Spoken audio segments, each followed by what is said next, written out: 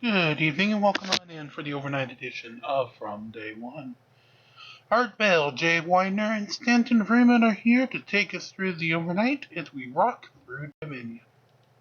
Not as complicated as launching into Earth orbit, going from the Earth to the Moon, then going down from, and never tested, taking a soft landing. The only soft landing test that was ever tried was by Neil Armstrong in New Mexico, and he almost killed himself. And yet the next time they do the soft landing on a planet they've never been to, it goes absolutely perfect. It's unbelievable. I'm sorry. I just don't buy it. Not at all. Well, as I say, the atom bomb worked, admittedly to some people's surprise. Well, he is making a fair point. There's a lot more moving parts and things that had to go right once they figured out the atomic bomb. It was probably physically simple compared to going to the moon, sitting down, walking around, getting back in, and coming home. Yeah. The number of technical issues that face you trying to just get to the moon and not miss by 500 miles, it's astounding what you have to go through. And they did it. They did it perfectly, absolutely perfectly, no glitches at all. And I can't buy it. Remember, there was a fire that killed 3 astronauts too. In 1964, in 1964 there was a fire, and 5 years later they got to the moon. But even the fire itself is like, you talk about stupid. They've got open electrical circuits inside a pure oxygen environment, and no one can figure out that this may not be a good idea. I mean, that fire that killed those 3 astronauts is absolutely one of the most stupid things I've ever seen in my life. I cannot believe it's as stupid as taping over the tapes. And yet you got another one. And these are the guys that got us to the moon? I don't know. I don't see a whole lot of intelligence going on. We don't live in a perfect world, that's for sure. No, I think there are a number of remarkable things that we're talking about here. And I'm convinced we did go to the moon. And I've met several of the astronauts, and I'm convinced they weren't off on a soundstage someplace else. Because remember, it isn't enough to say that what the public was shown was fraudulent, but the astronauts had to be involved in that. You're saying we don't know who was in the suits. No, we don't. Well, even that means that it was a lie as well. I mean, it's deeper than that, Stanton. It's deeper than that. That's why I brought up the incidences with Edgar Mitchell and Buzz Aldrin. There's some kind of psychological operation going on where these guys, there's no way in the world that I'm going to go to the moon and not remember it, period. I don't care what you say. I'm going to remember every second. I'm going to relive those moments my entire life. And neither Buzz Aldrin or Edgar Mitchell can even say it. They can't even talk about what happened to them on the moon. They just can't say it. Neil Armstrong never did an interview. He stayed on his ranch in Ohio and never went out, never did anything. It's over and over again you find these odd reactions by the astronauts. And again, I don't think they're lying. I think it's much more complicated than that. I think it's, I don't know. Brainwashing, if you will. Well, I was at a party with a bunch of NASA people, and this is in '94 in Cody, Wyoming. And if Richard Hogan's listening, he knows what I'm talking about. Got to be a quick story here. And I met the psychiatrist that debriefed the astronauts, and I was so happy to meet her. And I said, "So what was the debriefing like?" And she looked at me with this puzzled face, and she said, "You know what? I can't really remember what they were like." That's a great line. There is a lot of this. There is a lot of unusual behavior on the part of the astronauts. And then there's this clown running around holding Bibles up in front of them. Yeah. I think he's been clocked by astronauts a few times. Buzz Aldrin clocked him. Yeah, he knocked his clock.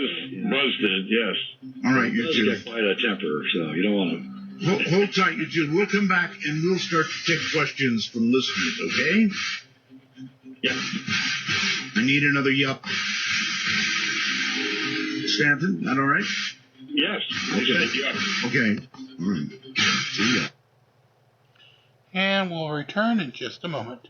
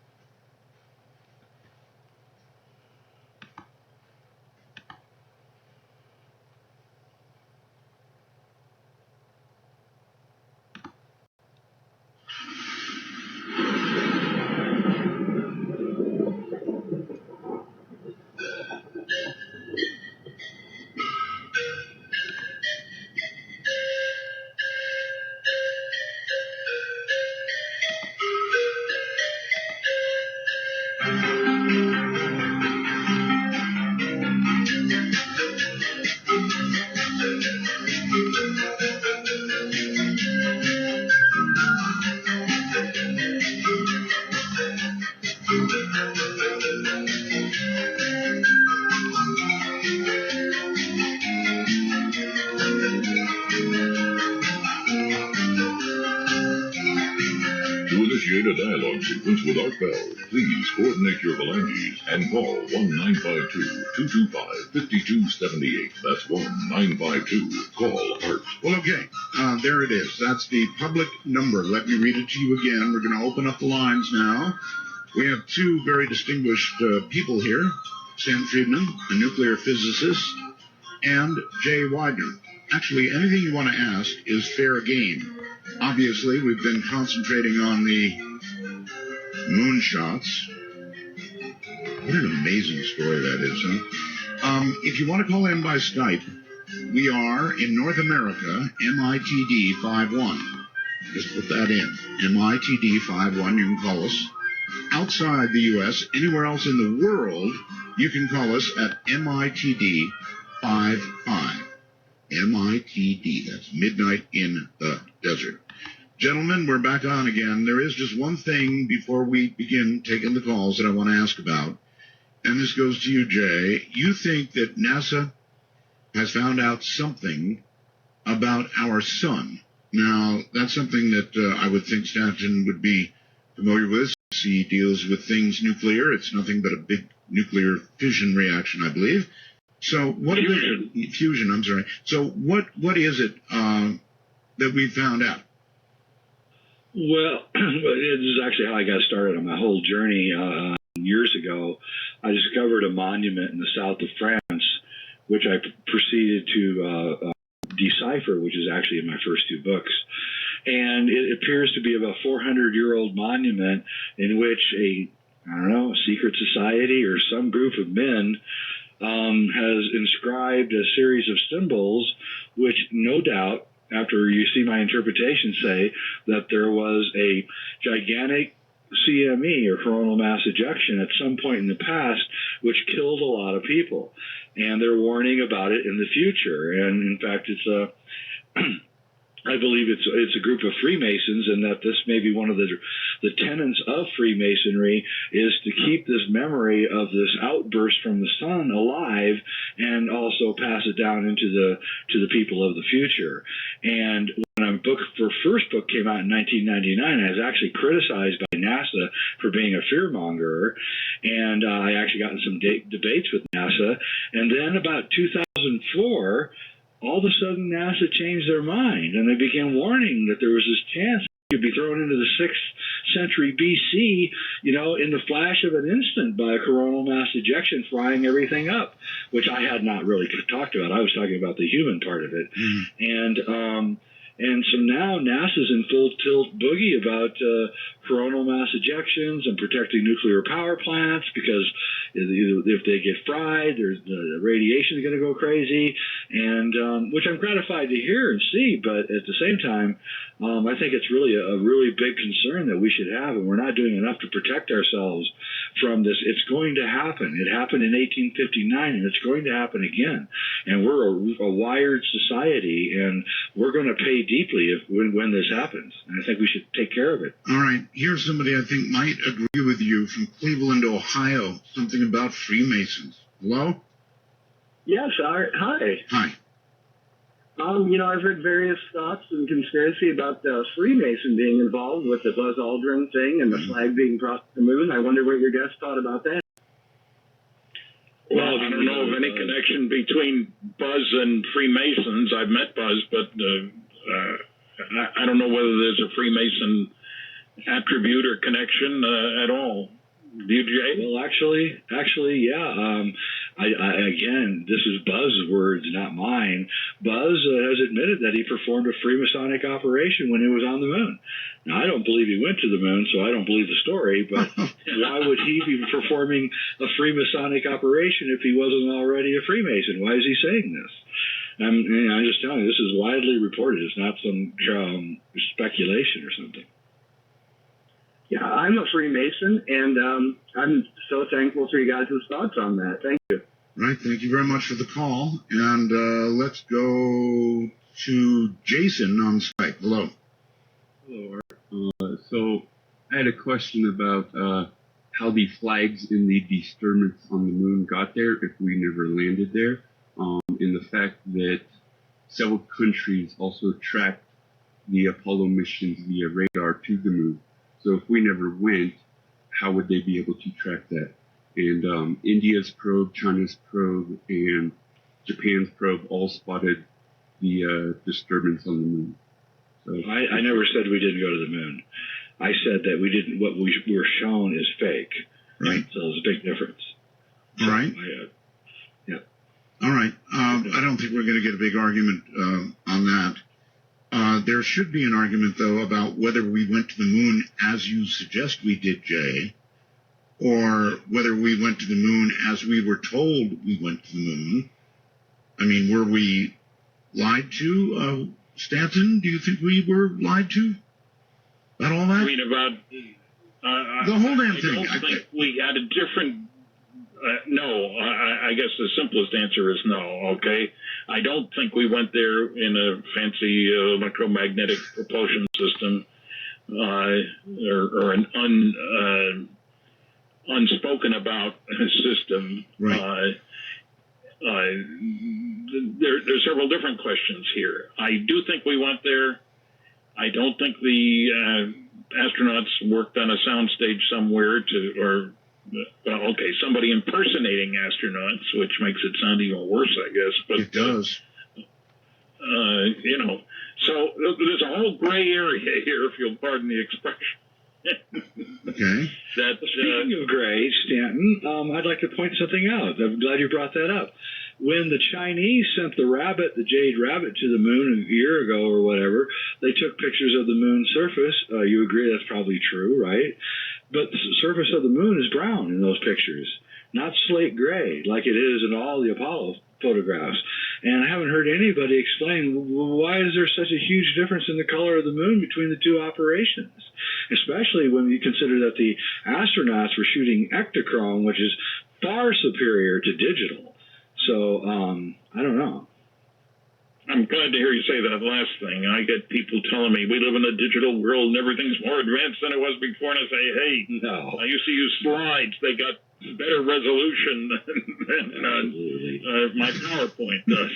Film is so much better than digital. There's no way you can compare the two ever. All right. Very quickly, outside the country, Lee L. Hello. Hello? Lee L. High, or whatever your name is, you're on the air or you're not. Hello? Yes, hello. Hello, can you hear me? Yeah, I hear you. So go ahead. Hi, pleasure to speak to you. Good to speak to you. Where are you? I'm actually in Coventry in the UK. It's actually my 40th birthday today, so it's really Happy good birthday. to get through to you guys. Okay. Okay, so how about if I play sort of devil's advocate with what Richard C. Hoagland would probably say afterwards? Sure. And obviously we've got two problems here. We've got a lot of the pictures and video, they really look fake, and it's really difficult to say that the whole moon landing could have been faked, from the whole operation with NASA and such. So how about when they landed, there was some talk of a conversation that they saw things following them around, and that it was cut at that point, and that was maybe where they cut to Stanley Kubrick's sort of pre-film, just in case something happened. That's exactly right. That's exactly right. They pre-filmed it in the 60s, mid 60s, and it was just, they pre-filmed it to ensure that if anything went wrong, they had this film. And then slowly, especially when I believe Nixon came in to the picture, he's like, I've just become president. I'm 1 year into my presidency. I'm damn well not going to have this kind of disgrace happen in front of me if these guys die on camera and I have to get up and do their eulogy. I'm not going to have that. So you can't assure me that this is going to go 100%. So we'll go with the film. And if it goes 100%, then we're fine. If it doesn't, then no one will ever know. And you know, this is the guy that did Watergate. Come on. We got a double cosmic Watergate here, huh? All right. Thank you, caller. I appreciate it. All the way from Great Britain. Well, you know, if you two are going to sit here and agree that all this possibly could have been faked, then who's to say that some of the other things that people like Richard Hoagland have said about things that are on the moon, he believes, might not be true? Well, they are true. There's stuff all over the moon. And anybody who sits and examines the aerial photography of the moon, which is where Hoagland is right, when Hoagland is sticking with the Lunar Orbiter stuff, with the Apollo stuff from the air, wherever it was taken, with the stuff taken in orbit, that stuff is real. And what he's finding is, you know, it's jaw-dropping. There's domes, there's square-shaped buildings, there's, looks like even highways in some cases. So, I mean, I don't know where it's from. I'm not going to speculate. You know, I think he's right. It's ancient. And it's been there for, you know, maybe millions of years. Stanton, are you ready to agree with that? Well, I'm ready to say that the lunar orbiters, the recent ones, have shown footprints on the moon, implying that we had been there. Somebody had been there. Somebody with shoes. And so forth. Mm-hmm. Well, yeah. I totally agree that we went to the moon, so I'm not going to argue that point. Okay. Yeah, but how we got there is a big difference between the two. Yeah. I'm impressed with the Apollo, with the Saturn V. It's a big old monster. Yes, it sure is. Do you know that they actually got rid of all the blueprints to the Saturn V, and none exist at all to this day? You know that? No, I didn't. No, I didn't know that. Yeah. I didn't know it. The Lunar Orbiter, all of the videotape of the Lunar Orbiters, beautiful imagery of the moon, all that tape is rotting in a McDonald's in Pasadena, California, an old McDonald's that's been closed down. It's just rotting in there. There's no air conditioning. This magnetic tape is all falling apart. NASA doesn't care about these images. It's a crime. I'm sorry. I'm probably giving cans of it out to people ordering quarter pounders. On Skype, you're on the air with these two. Hello. Hello, Art, and those two. Clarification, or actually a correction, the Apollo 1 fire was in January of 67, not 64. Okay, get good and close to the mic on your computer, please. Okay, the other thing, now let me understand it. We landed on the moon, but what we saw on Earth was fake. Is that the premise? That's Jay's premise, yes. Okay. Yeah. Well, earlier, I think it was Jay who mentioned something about Kubrick supposedly faking the footage. That's right. I sent you an email about a film called Room 237, which explores that. And it's on Netflix and Amazon if you want to check it out. Jay, you know about that? I'm the star of the film, so yeah, I know all about it. Yeah, I guess you do.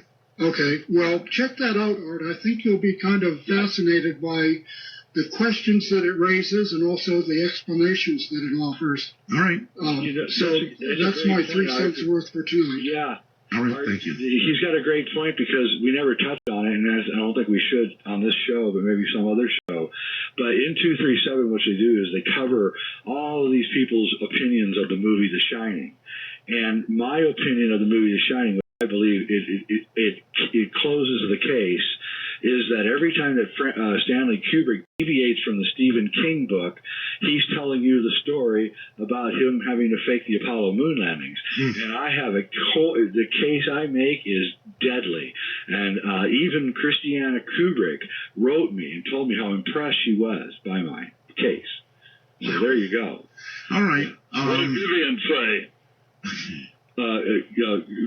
Christina.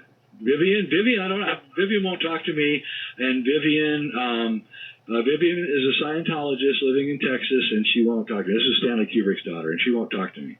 Yeah. Okay. Sorry. Johnny, I haven't talked to her either. Johnny on the international Skype, you're on. Hello, Johnny. Johnny Webb, it says. Are you there? Yes or no? Hello? Yes, can you hear me? Yes, I've got you now. Go ahead. Thank you. The question to your panel is the Van Allen radiation belt. I understand, along with Gus Christian, Van Allen was killed in a car crash with his wife. Can they explain how today we still get through the Van Allen radiation belt? I don't think Van Allen was killed in a car crash. Was he, Stanton? I don't think. I don't know, but again, the radiation levels, as long as you don't stay in the wrong place for too long, unshielded, et cetera, are not deadly. In other words, it's something you have to take into account. It's something, but, I've worked around radiation for a lot of years, and you can tolerate a good amount of it. You sleep in the same bed with somebody for a year, you get a measurable dose of radiation from them. Why they use suits in Fukushima, for instance? Why are these spacesuits so good for the Van Allen but not for Fukushima? Entirely different situation. The kind of radiation, the energy levels of the radiation, and the duration of staying there, living there, I was going to say. But Fukushima is an entirely different kind of situation. High energy gamma rays from nuclear fuel, that was a mess. No question. Well, even then at Fukushima, there's a farmer that only lives 2 miles away. He's still there because he wanted to take care of his animals, and the animals are all still alive, and he's still alive. Just saying, he's only two You're miles right. away. It's not totally deadly because there's an accident and a large release of radiation. Doesn't mean everybody keels over. This is not Hiroshima or Nagasaki. An entirely different situation. All right, I agree with you on the Van Allen belts, and I don't usually ever use it in any arguments that I make. So. Good. Okay. All right, you two, hold tight. We're at a break point. Stanton Friedman, Jay Weidner, my guests. We're discussing now all kinds of things. At the moment, it seems, radiation levels. I'm Art Bell, and this is Midnight in the Desert. We will return to Midnight in the Desert in just a moment.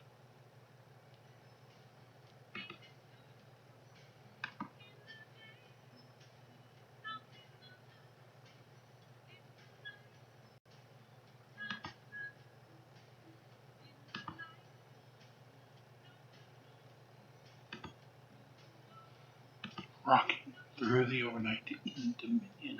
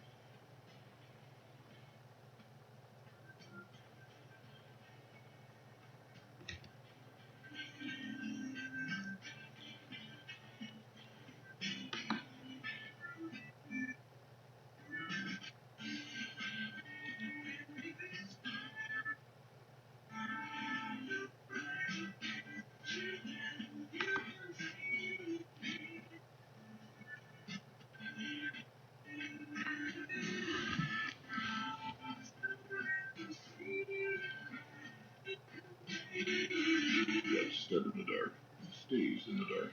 Call Midnight in the Desert at 1-952. Call Art. That's 1-952-225-5278. Nuclear physicist Stanton Friedman and film guy and a lot more, Jay Weidner, are my guests. If you have questions for them, you can come in by phone, you can come in by Skype. And I want to drop this on you. If you're on Skype and we answer and you hear audio, That means you have gotten through. Wait. Do not hang up. Wait. And your turn will come. So just want to let you know that if you suddenly start hearing audio, as in, you're hearing the program, bingo, you have made it through. So do not at that point hang up.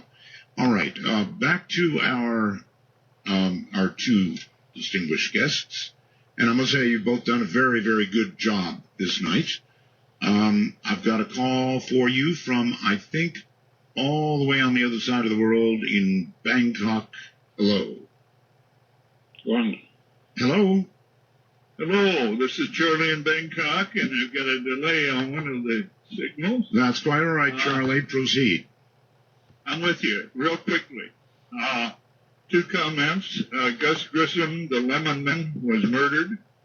And two things that Art knows about. Many things Art knows that he's smarter than his guests. A lot of the time. No.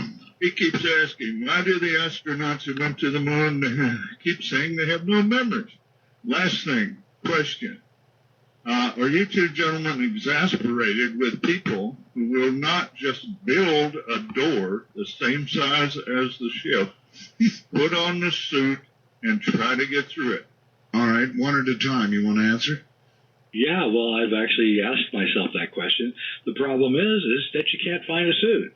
I mean, there's one at the Smithsonian, they won't let you use it, so you can't do a proper measurement on it. And, it's amazing. You can't, all the suits have just disappeared. You can't find any of them, just like the blueprints to Saturn V. You can't find them. They're gone. So this is very frustrating, I must admit. Stanton? Well, I feel the same frustration. My first thought is I want to talk to a bunch of astronauts, and they're going by the wayside, too.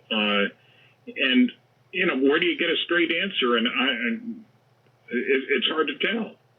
Guys can do all kinds of strange things. There's some very crowded airplanes where you say, how the heck did the pilot get in there? Mm-hmm. Single-seater kind of things. And I don't know. People will work hard to get certain things done. And what we are dealing with here also is a failure of NASA to look at things from the public's viewpoint. I've felt that NASA has lacked leadership for a very long time. What they needed was an Admiral Rickover, the nuclear submarine, nuclear aircraft carrier, et cetera, who said, that's where we're going, folks. You don't want to go there? Get off the ship. Richard's coming up next, and I can see him smiling right now.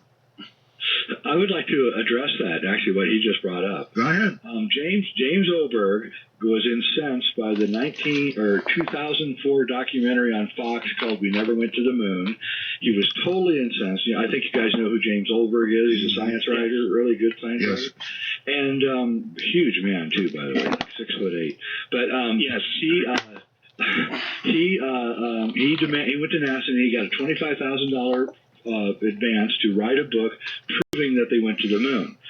He became exasperated because he kept asking NASA for this file and that file and this picture and that picture and this video and that video, and they would never help him.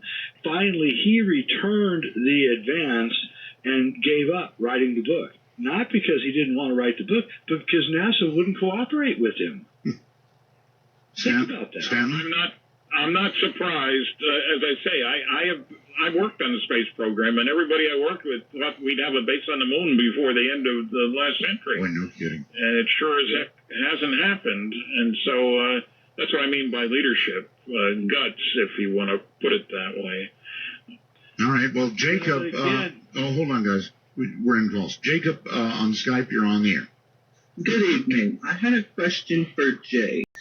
If you believe that we had been to the moon, but what we were shown on video was not in fact what happened, then what would have happened with all the astronauts who actually went up there? Were they the same people, but under different circumstances? Or did they just kind of disappear out of history and never get heard from again? I don't know. I'm not really much of a speculator, but all I have to do is look at that press conference on YouTube with Buzz Aldrin, Neil Armstrong, and Michael Collins to know. I can read body language. I'm a former investigative journalist also. I can tell when somebody's lying. And these guys look like their dog just died. I mean, they don't look happy or elated or feel like they look successful. They look like they're kind of ashamed. And watch it and make up your own mind. Don't let me influence you. All right, Columbus, Ohio, you're on the air. Hi, Art. Awesome show and funny, wildly entertaining. The two things I called about, one, you guys keep calling me alternative propulsion electromagnetic. It's actually electrogravitic. Yes, it is. Okay. Well, there's even argument about whether it exists. So whatever we call it. If you go read any of Townsend Brown's work, it's all children's toys, basically. I mean, what else has been kept? But I'm a professional photographer, and my question, I saw a while back they sold one of the Hasselblads they claimed went to the moon, and there was no shielding on that camera whatsoever. And, you know, if you shoot a lot of film, you know that radiation obviously is a problem because of airports and x-rays, but heat also plays a big role, in unfiltered sun on a camera like that full of film would just nuke it. So did they have any kind of, I mean, I haven't seen any, but did they shield those cameras in any way when they took them up there? No way. No, if you go to the Hasselblad site, Hasselblad provided the cameras, they actually show you the cameras. There's just regular Hasselblads and unshielded. And you're right, unshielded cameras in 250-degree heat, actually, that's the most ridiculous thing I've ever heard as a photographer. I know there's no way that this can happen. But you bring up another point, which I really want to talk about, which I haven't yet, and that is the composition of the photography on the moon.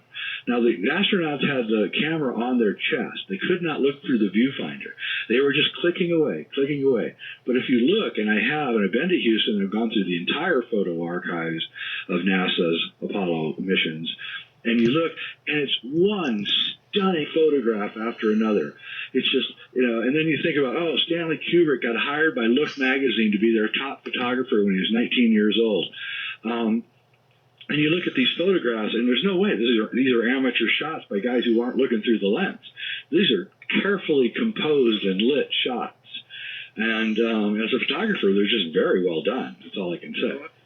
I always wondered who set up the cameras to, initially, to show them getting out, and the thing tilted, to watch them go away. I always kind of wondered how they did that stuff. But like even now, you're bringing up a great point, because there's a 4-second delay between the video camera on the moon and Houston because of the miles between. And yet when the rocket takes off, the camera follows it perfectly. All right. On that note, we've got a break. Whew. Just about destroyed the entire American space program. By now, it's only one segment left. Perhaps save it.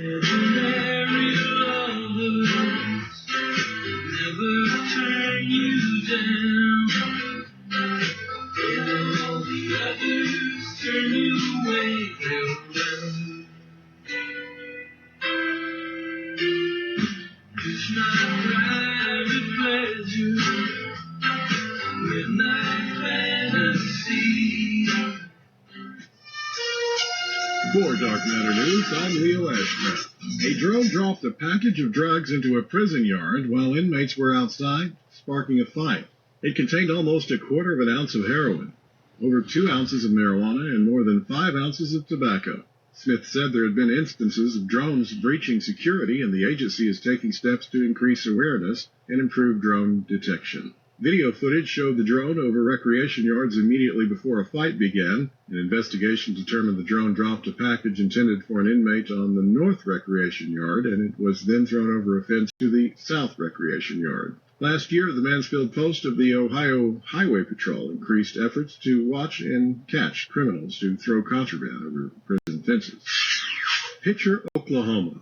It's a ghost town and former city in Ottawa County, Oklahoma.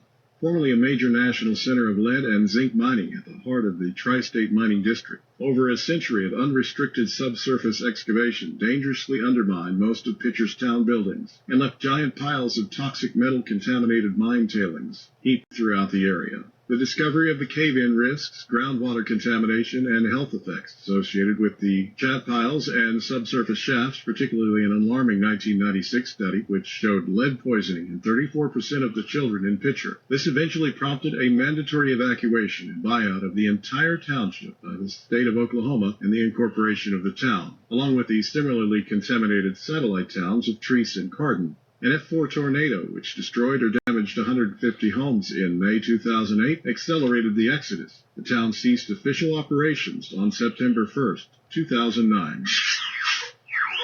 A new comet is currently making its inaugural trip to the inner solar system from the Oort cloud, where it likely originated. New images show a tremendous amount of dust streaming away from it, along with strange blobs that have attracted the attention of astronomers. The comet, in addition to being unusually dusty, appears to be jetsoning weird clumps. Their explanation is that since the clumps are moving directly away from the sun, it appears they are being driven by the solar wind. The fact that the clumps do not change in size as they blow away suggests they are being held together by a magnetic field of the solar wind. This means they are likely charged particles or ionized gas, which are sensitive to magnetic fields.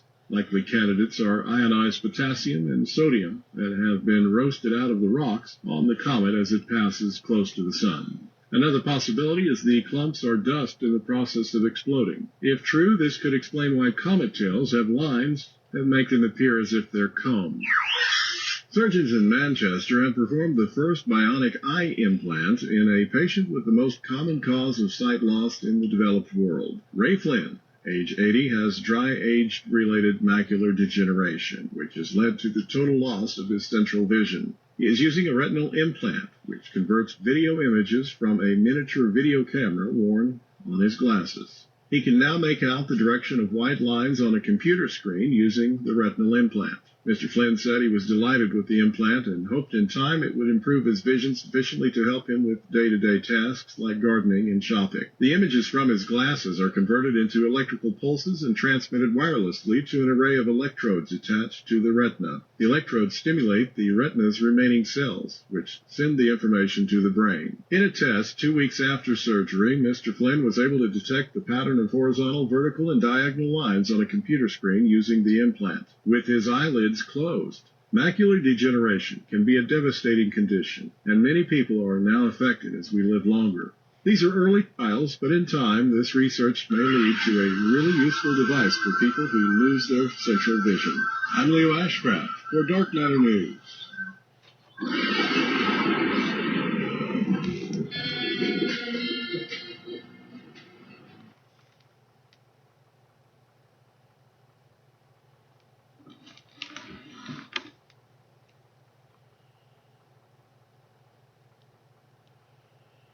Audio will resume momentarily. You're on Midnight in the Desert.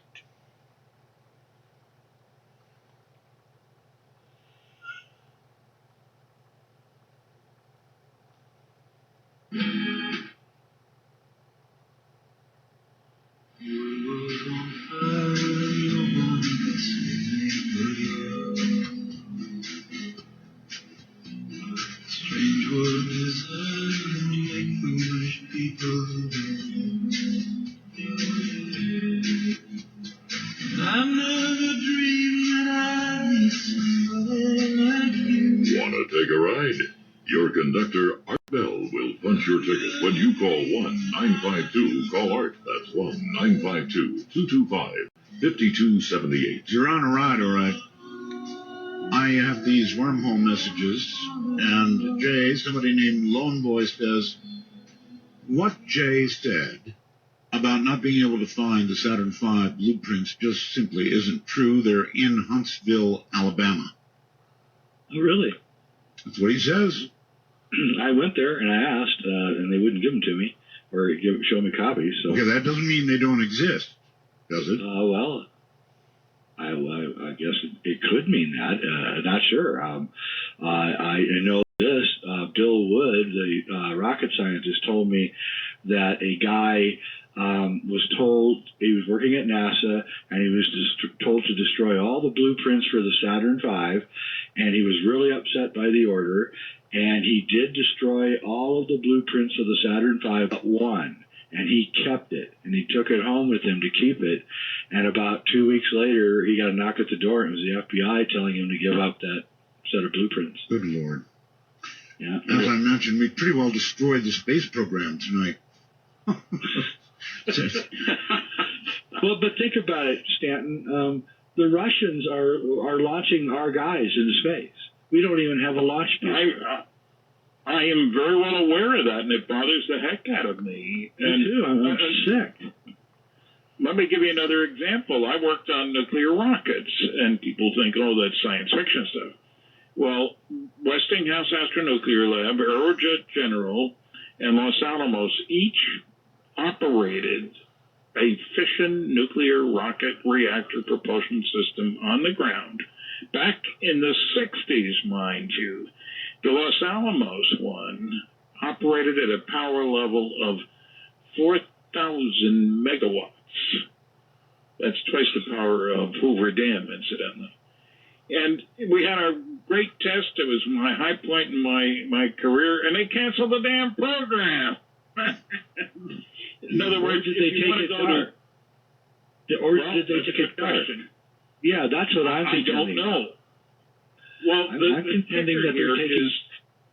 You're contending what? One at a time. Well, Paul LaViolette, yes. a good friend of mine, and he worked in the patent office for a few years, and he kept noticing that he would approve a patent, and then it would not.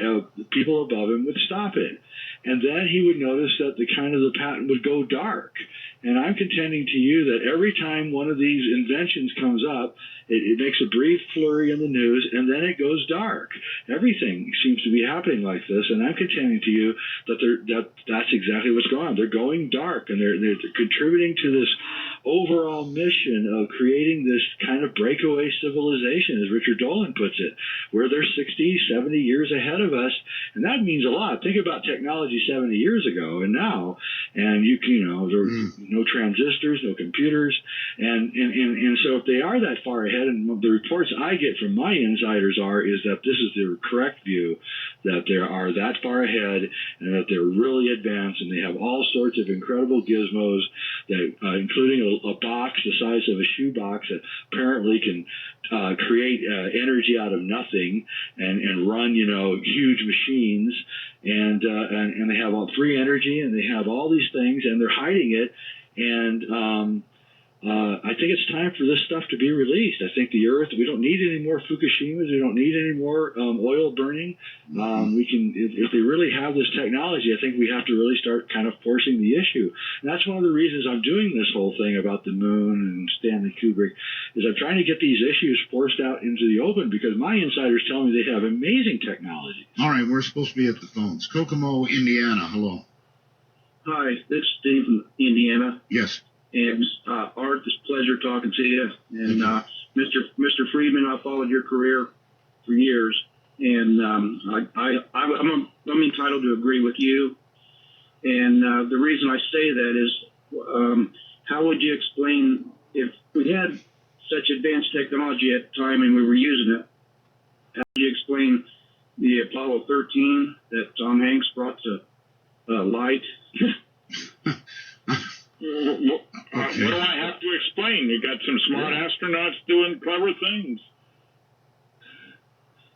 Okay. I didn't say that wasn't real. I didn't either. Yeah. All right, there you go. Green again. Let's see. Let's go to Tim on Skype. Hello, Tim. Hey, how's it going? It's going okay. Awesome. Good to talk to you. All right. Unless you're at NASA, they're probably ticked. An asset. Yeah, I am an asset. Yes. So? Okay, so this question for Jay. Jay, I know you're a filmmaker, and I'm aware of your stance in the world, which is amazing. We need that, actually. People need to hear what Jay has to say. He's got a lot of great things to say, and it's not just him. It's information that's on this planet that he has in him, and many people have in them, but they're keeping quiet. Okay, do you have a question? Yeah. How do we see your new film, Jay? The Last Avatar. Oh, The Last Avatar? Yeah, Avatar opened yesterday on Vimeo, and They just go to thelastavatar.movie.com, or if you want to watch it, you just watch.thelastavatarmovie.com. It is a story of what? It's a story of a guy who is pretty much a failure in life, who realizes that he's actually a dynamic, special human being and he tries to change the world, which is what I think all of us should be trying to do right now, because the world's in pretty bad shape. That it is. Yep. All right. It's a good movie. I think people would like it. I think you'd like it, Art. I'll send you a free link, and you can watch it in your spare time. All right. Montreal, Quebec, you're on the air. Yes, hello. I'm looking at a Freemasonry page for British Columbia and Yukon, and they've got Buzz Aldrin belonging to the Clear Lake Lodge in Seabrook, Texas. And they also have Grissom, who died in '67, as belonging to the Mitchell Lodge of Indiana, Mitchell, Indiana. And then what does that mean? What do you think that means? They were all Freemasons, Art. Just like all the people that worked on Trinity were Freemasons. Okay, no, my question was, what does that mean? Well, it means that you'll keep a secret. That's really what it means. You take an oath as a Freemason to protect your brothers, and if you make everybody on the project a Freemason, then everybody has to be quiet. Then you keep the secret. Okay. Yeah, that's how they do it. Stanton, you have any argument with any of that? Well, there've been people keeping secrets for a very long time. Look, I don't know if you've had anybody on from NSA, but they have released 156 top secret Umbra UFO documents, the probably pages of documents. The only trouble is you can only read one sentence per page. It hasn't had any impact anywhere. Are they lying to us? I mean, are they keeping secrets from us? No question about it. So it's not just Freemasons who keep secrets. It's NSA types and CIA types, blacked out documents, where you can read 3 words a page, and the media ignores it. Redacted. All right, here's somebody on Skype. It says truth up there. Let's see what he's got. Good morning, Art, to your guests as well. Roswell's from Virginia. It's Michael. All right, this has been an interesting, if disjointed program. I'm not entirely sure what Mr. Weidner is getting at. So far as I can tell, he claims that NASA did in fact go to the moon, but the footage we were all shown was a fakery produced by, I guess, Stanley Kubrick. Yeah, you got it. That's right. Okay. All right, so I got that covered. What I'm struggling to understand then is for what purpose did NASA produce this cover-up? What was it they were trying to hide? Thanks, Art. Shout out to Belgab, and I'll take the answer off the air. They were trying to hide many things. One, they were trying to hide their real technology, I believe, from anybody and everybody. Two, they didn't want to. It was too chancy to take the photographs on the ground where they may actually get alien artifacts, which are all over the place up there. And three, they wanted to make sure that the news was always good and it was never bad. And so they faked it also to make sure that everybody in the space program looked good. And believe me, they do those kinds of things. Also, Edgar Mitchell told James Fox, the filmmaker, who's a friend of mine, he confronted Edgar. He's friends with Edgar, and he said, "Hey, Edgar, do you think there's any possibility that some of the stuff was faked, like Weidner is saying?" And Edgar said, with a twinkle in his eye, I quote, he said, "Oh, well, we might have faked a few things." Oh, did he really say that? Yeah, that's what he was told me. Do you have? I don't suppose you have that on tape. No, but he'll say it. I bet James Fox will say it. I mean, he said it just matter-of-factly to him. So, we might have faked a few things. Yep, with a twinkle in his eye. Twinkle. Fort Smith, Arkansas. You're on here. Hello. Yes, this is Mike from Fort Smith. Right. A couple things here. I just want to make a comment about the moon. Why isn't that none of these other nations have landed any of their astronauts or cosmonauts on the moon. And then I've got a short story here of something I've seen in 2011. Okay, well, I'm sorry. I don't have time for the short story, but I do have time for the question, and it's a good one. Why? It is a good. Why haven't some of the other technologically advanced and advancing nations, we have many of those right now, landed somebody on the moon, or will they? Well, China expects to. I know China's working at it. It's difficult. And India too, I think. And Japan. Probably, but again, it's very difficult. There are radiation problems, the solar radiation, the synchrotron radiation. There's a lot of problems being on the surface of the moon that no one is actually talking about. NASA has put out many papers recently warning about how dangerous it is out in outer space and on the moon and going to Mars without actually ever considering that they actually went there and everybody was fine. So there's a great contradiction within NASA about the whole thing. Okay, let's go to Ken on Skype. Ken, hello. Hi, Jay. Hi, Stan. I talked to you the last caller last night. I hope I'm not the last caller tonight. I'm a retired aerospace engineer. I'm also a Mason. And well, you obviously can't talk to us, right? I can. And I'm also certified in metallurgy and aluminum non-ferrous alloys and optical emission spectroscopy. What I wanted to tell you is that there's a connection. You mentioned about the 400-year CME warning that was on, Jay. And I've come up with a premise I think that is really shocking. It's about the valve vortices. There's 12 of them on this Earth. And they're made up of aluminum alloy that is isotope 26. And they're placed around the globe at north and south hemispheres in an even pattern, almost like a stator on a motor. And I've been trying to correlate that with what we're seeing with the sun CME, the noises in the atmosphere and the grinding noises that Linda was talking about last week. Yeah. And I don't get it. Everybody's talking about the sun. The sun is now going quiet. We're coming out of the sun cycle. You have to look really hard to see any sunspots at all, much less major eruptions. But well, the point is, what we're looking at here with this reduction in the magnetic fields of the Earth is a potential for a magnetic flip. And I think that those valve vortices were placed there intentionally. Okay. And it had to be created from a high-intensity gamma proton ray beam directed from space to coordinate that kind of pattern. So I believe that there was a civilization here before, and maybe still here, that we're dealing with the secret societies that we're talking about that are really directing humanity, and they may have actually placed them there to prevent a pole flip. And I'd like to get some comments, Mr. Freeman, from you on that. Okay, about a pole flip. I'm sure he's about to be killed for what he just said, but go ahead.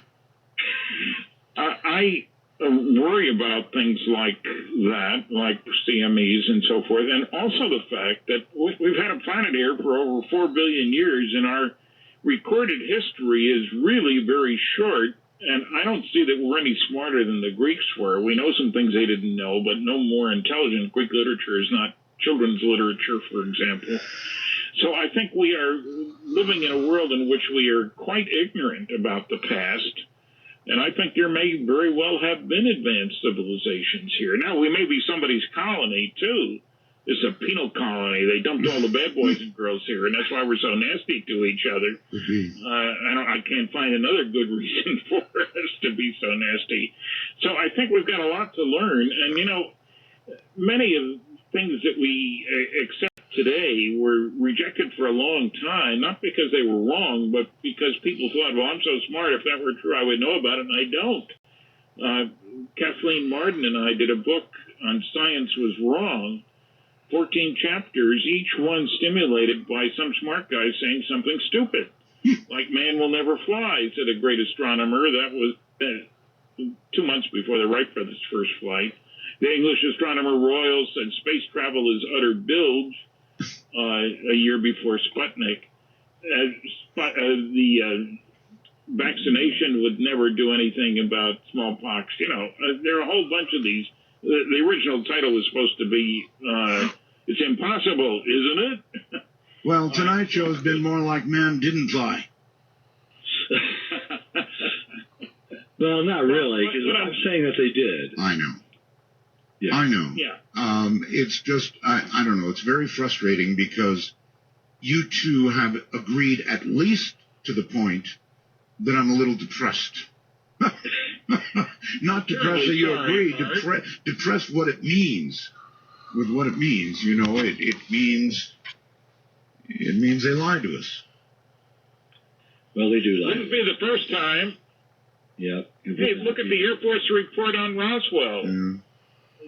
Hey, all the way up to Snowden. None of which were launched until 6 years after Roswell. But they put a big fat report saying that explains the talk about bodies associated with Roswell. And they got away with it in the New York Times, too. Stanton, you two, I've got to go. Thank you both very much. The show just ended way, way, way before I wanted it to. Stanton, I'll have you back. Jay Weidner, I'll definitely have you back, too. So thank you both, and good night. Thank you. Good night. Thank you. Good night, all. Wow.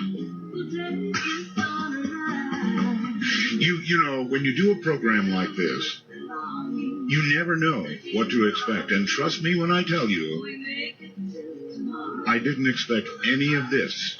But then again, that's live radio for you. From the high desert to the world, all of you, thank you, and good night.